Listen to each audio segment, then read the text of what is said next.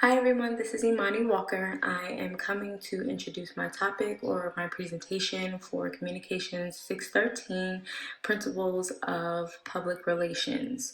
I chose the moment that happened with Roger Ailes and him stepping down. I kind of coincided that with the movie that kind of shed a lot of light and backstory on this.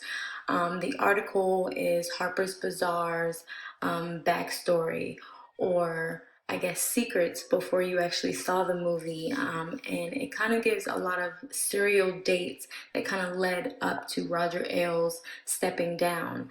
And I feel like that kind of coincides with the feminist and Spivak's theory on political communications and how we kind of have to overstep as communicators or strategic communicators in order to get our point across, but also not challenge authority. So I hope you guys enjoy my presentation.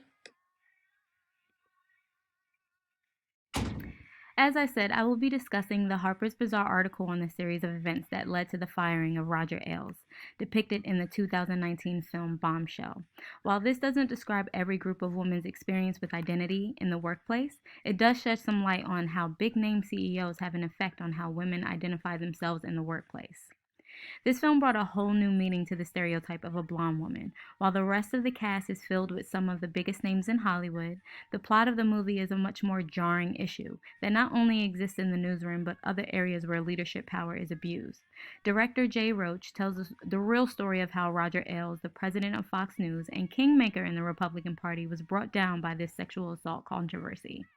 Els was a powerful figure who advised right wing politicians such as Richard Nixon, Donald Trump, and was accused of using his fear tactics to manage his business. During Els' tenure, he notoriously handpicked blonde, skinny women for on camera shows. As depicted in Bombshell, demanded that their desks be see through so that the audience could see their legs. Women at Fox also have said that they were encouraged to wear skirts instead of pants for that same reason.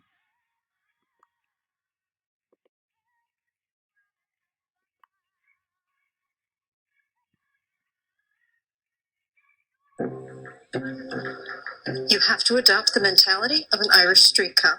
The world is a bad place. People are lazy morons. Minorities are criminals. Sex is sick but interesting.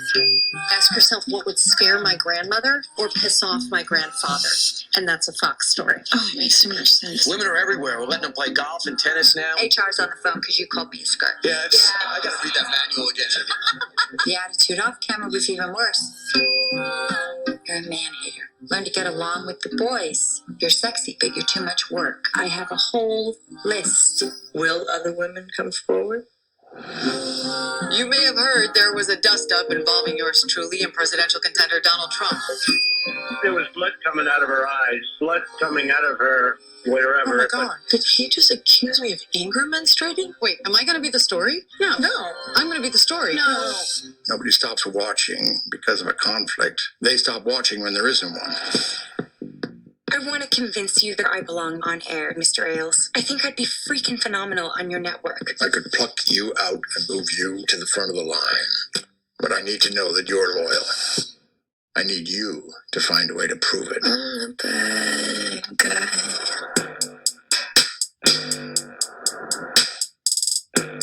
You know why Roger's got that door blocking his office. Someone has to speak up. Someone has to get mad. Fox News star Gretchen Carlson dropped a major bombshell today. What is she doing? This could kill Fox News. We need everyone on Team Roger. Get it on. Put it on. These are the end times. You do understand I have to be above this, right? You know the entire country is talking about your period right now. So you're a tough guy, like you really rough. Just keep feeling rough. Just always so puff. Sweetheart, this is an island of safety and truth. Ready to go to war? Oh, yeah.